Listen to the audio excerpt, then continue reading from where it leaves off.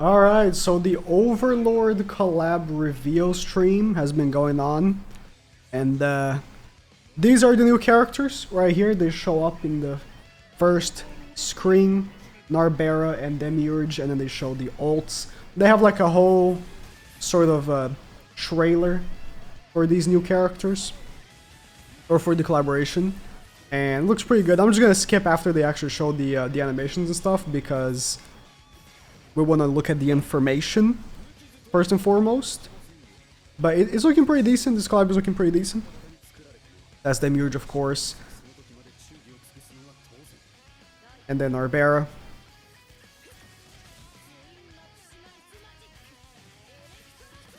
It's a little low.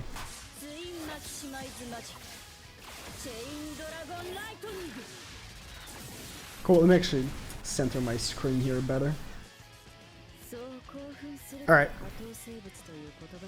With the collab, let me skip around because you know how the JP streams go. They do giveaways and stuff for like 10 minutes before actually showing information. So we got a login bonus with 100 gems, 10 tickets, so a multi, and a free Cocytus.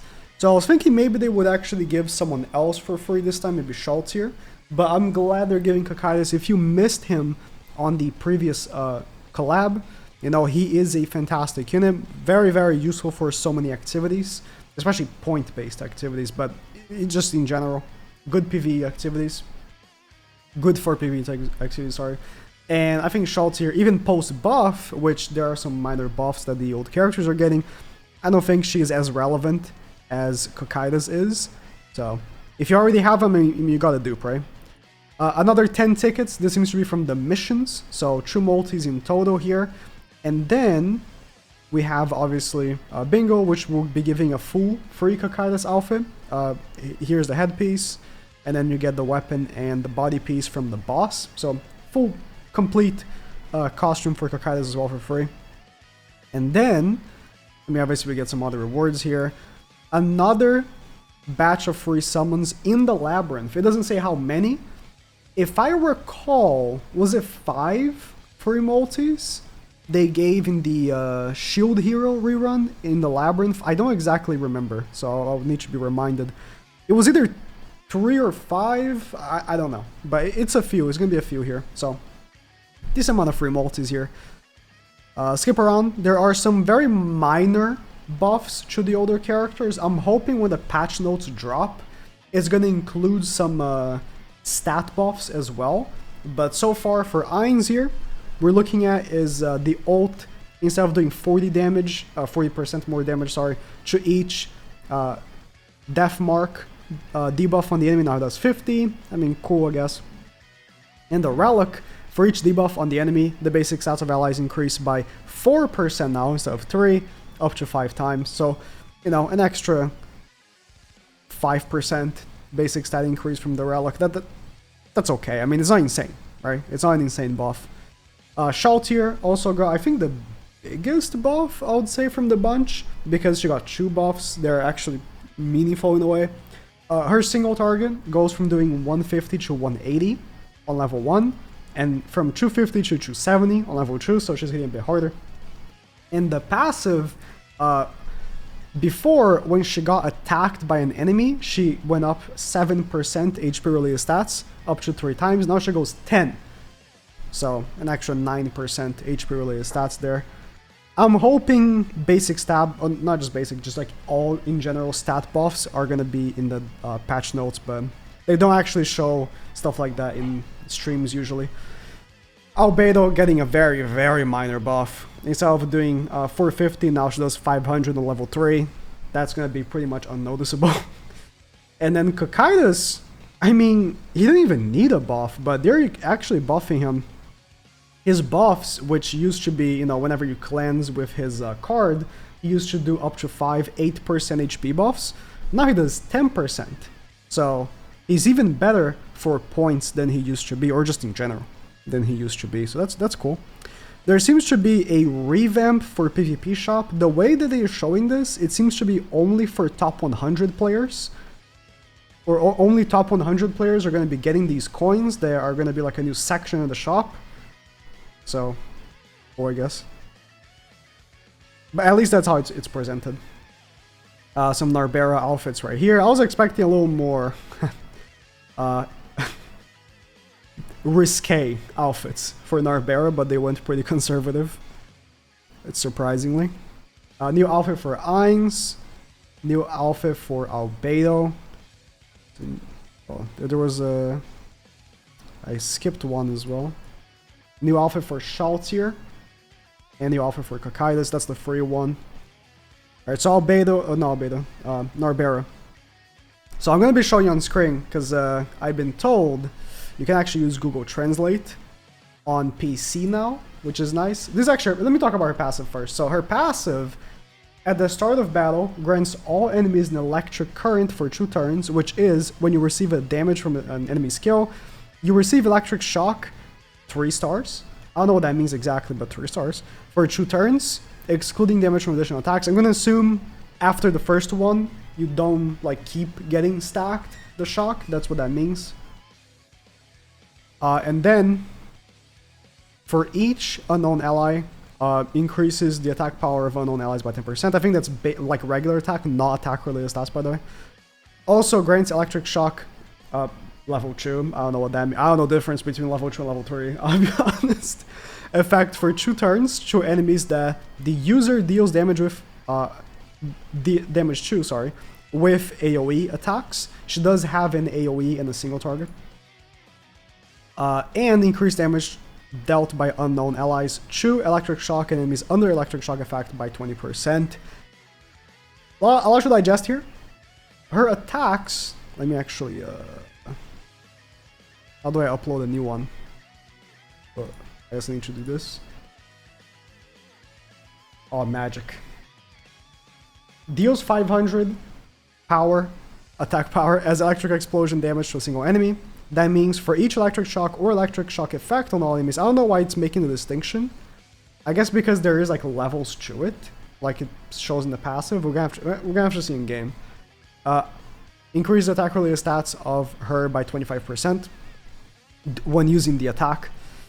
And then her AoE is just regular pierce AoE. But again, when she does the AoE, she applies shock to the enemies. So it seems like, you know, you start the turn, you use her AoE to apply shock so that the allies do 20% more damage.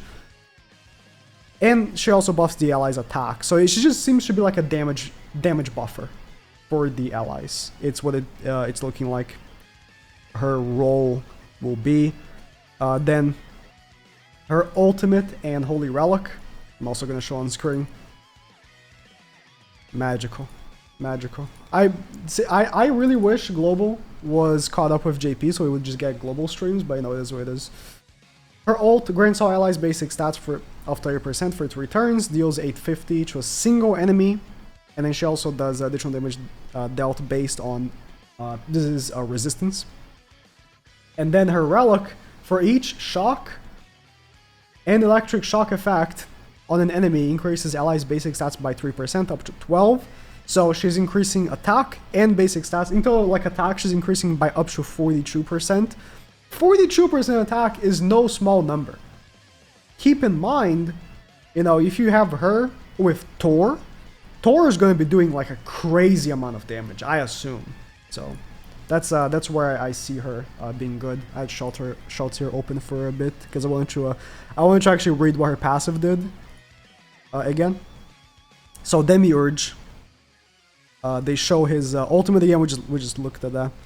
His outfits. These should look pretty good. I would like to see them in game later. I mean, I guess they show here, but I'm not all that. I'm not really much of a costume guy. I don't really care that much. I'm not gonna lie, I don't really care that much. So his skills. Let's pop that on Google Translate. How magical. Technology. Deals black flame damage equal to 400 to a single enemy. Black flame meaning critical rate doubled, and then deals damage equal plus 80% for each flame effect from the hellfire on the enemy. I don't know why I translate skills before passives. I don't know why they even show skills before passives. How is anyone supposed to know what Hellfire is? You know what? I'm just gonna go for the passive first. What's the point? You need to translate the passive first. What am I supposed to know what Hellfire is? Okay. It's just how they show the things. They show attack, then ultimate, and then passive. As if that's the order that it should be. At the start of battle, oh, this is a much longer passive. Grants mental dominance to the enemy with the highest attack. Mental dominance being damage dealt minus 30%.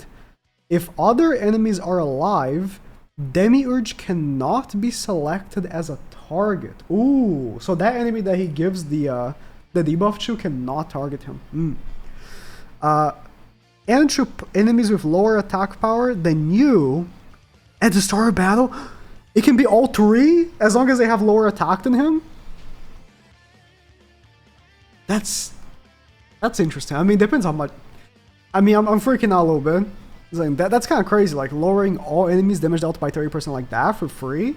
But I mean, his attack power could just like not be as high as Escanor's, right? You'll be given the additional race of Demon. And for each demon ally in the battle, that ally's basic stats increase by 5% and damage taken will decrease by 10%. Does he count? Because that would be like 30% DR and then 15% basic stats. Damn. In addition, at the start of an ally's turn, all enemies will be inflicted with the Hellfire effect for 2 turns, and when attacking an enemy with an advantageous attribute, the damage dealt will be increased by 50%, and when an enemy uses a debuff attack skill, that enemy's maximum HP will be reduced by 30% for 1 turn. You definitely want to be using him on demons, right? So you're going to be using him, melee. I'm thinking the obvious third choice is Gelda, but I'm like, is it? Maybe Demon King. We'll see. Not using Gelda's crazy though. Yeah. Damn. And then Chandler in the back, I guess. Flame of Hell, damage received plus... Where's Flame of Hell? Oh yeah, it's the Hellfire effect. Okay. Damage received plus 15% can be stacked 8 times. So it's like Ignite, right? It's like Ignite. It's like a stronger Ignite. Okay. Now we can go back to he's pretty crazy. Demons come back? Demons come back? People are like, oh man, unknowns. They're like, okay. One is gonna be unknown support, the other one's gonna be a demon. I had already screenshotted this. Okay. Now we can take a look at the skills better. So, yeah, crit rate doubled, deals plus 80% damage for each flame effect. So it's kind of like Kyo, right? Where you kind of don't want to attack with him in the first turn because you want to wait for the debuffs to stack up a little bit, and then you can go crazy on him. And then the other one's AoE. Deals 3 times damage under debuff effects, which they're always going to be because you're, debuffing with the passive, and deals plus 50% damage to enemies under mental control. Bro, if this guy's stats are good, he's going to be crazy. He's red. Yeah, you better hope Thor is always going to be under the thing that doesn't allow it to attack him. Yeah. So long as Thor is not attacking him, you should be good, right? Alright. The relic looks long. the relic passive looks long. Wait a minute. Let's see. Okay. I'm gonna read the relic first. At the start of ally's turn, inflicts the hellish flame effect on all enemies for 2 turns. Oh, so he does like 4. Or sorry, he does like 3, right? Because didn't he do 2 for 2 turns and then... I'm gonna have to go back. And for each hellish flame on an enemy, the damage dealt by demon allies increased by 5% up to 40? He's already doing it from the passive, and now he's also doing it from the relic. It's just like Kyo. It's just like Kyo, pretty much. Like how Kyo also does it from the relic as well. And the ult grants 4 Infernal Flame effects to all enemies, dealing 25%, as slash damage and grants the Inferno effect to allies. So slash or cut increases crit chance by 3%, output 3 times. Flame, when using skills, negates enemy crit defense, increases by 30%. So it's nothing insane. I mean, neither of these two characters have pay to win ults, by the way, which is nice. I need to go back to his passive. I'm sorry. So the relic inflicts the hellish flame for 2 turns, right? At the start of ally's turn. Doesn't the passive do 2? Am I tripping? I might be tripping. I think I could have gone on history and see the images I already translated. Have they shown much more after Demiurge? I think they're gonna show the PvP between yeah, the current best team, which is unknown, and then is a demon team. It's the Galda demon team. Okay. Yo, can you translate? Apparently it can't. I tried again and it just doesn't work. Okay, whatever. Let's see the PvP match. Let me have to zoom in. I hate that JP does this like small ass screen, bro. Just use a tablet and show only one screen. We don't need 2 screens. So Unknown's going first. Oh. Unknown's going first. So Demiurge did the effect on all 3. So he has higher attack than all 3. That means obviously they cannot target him. Okay, they're going for the melee cleanse to then seal. Makes sense.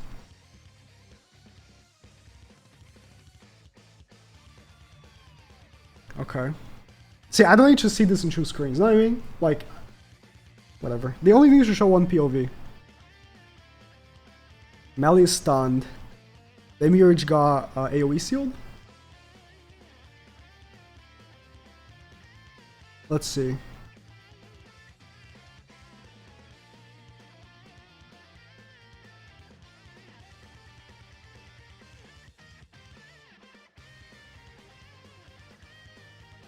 Yeah, Baldur is doing minus 30% damage, by the way. So his counters are not doing the best. I mean, they wouldn't do the best anyways because it's the first turn. That's not how Baldur works, right? He needs to get a little more time. So now what? They still can't target him. So Thor can't really go directly at him. She can just plow on Geldo or Melee though. And she really can. Oh, she hasn't been, obviously, triggered yet. Her passive, that is, but... Oh, yeah, he keeps stacking the debuffs on him. You can see, like, the Kyo-esque nature that I was talking about. Let's see his AoE here. And then that Gelda single target is gonna rip. I don't know which screen I'm supposed to look at. Mandel's alright. He is facing Unknown, which is a super tanky team, but...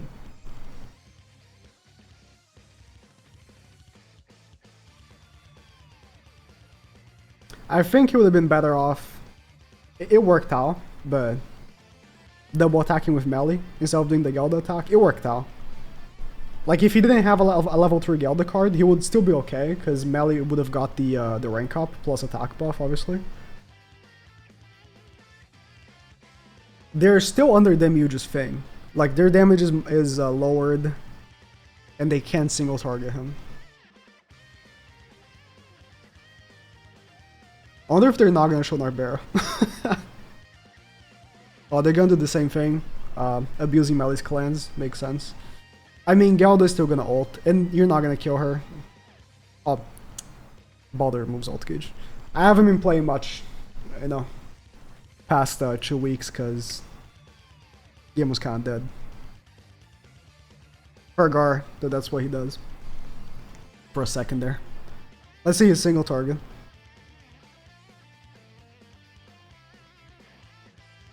That's pretty good. Wow. Yeah. Considering, dude, that's on her with the thing giving her a ton of damage reduction. And Baldur was there as well. Like, that's a lot of damage. I think demons are back. They show his winning screen? Okay, I think I'm ending here. And I'll wait for the patch notes. Yeah, Demiurge looks good. I think both characters look good, but Demiurge is like the main character. I've been wrong about this before. Let's be clear, right? Before I had stated that like, oh yeah, Zahard is the main character of the collab, and then what's her face, Yuri is not gonna be as good, and I was completely wrong, so wrong, embarrassingly wrong. I'll never live that down. And I don't care to say, like, I was wrong. I was very wrong. Obviously, Yuri was much better. But, I mean, I don't know, man. I don't think I'm wrong on this one. I think Narberal is decent, and she doesn't look that good on paper, but I think once we actually get to play with her, I think her, Balder, and Tor is going to be a very good team. And then Demons, I think, is going to be back. So, let me know what you guys think about the two new characters. I think the buffs could have been better, by the way, in terms of the old characters. I don't know if they're going to be back. I think that the buffs aren't good enough. But we'll see. We'll see. In any case, I'm excited to play with Demiurge, that's for sure.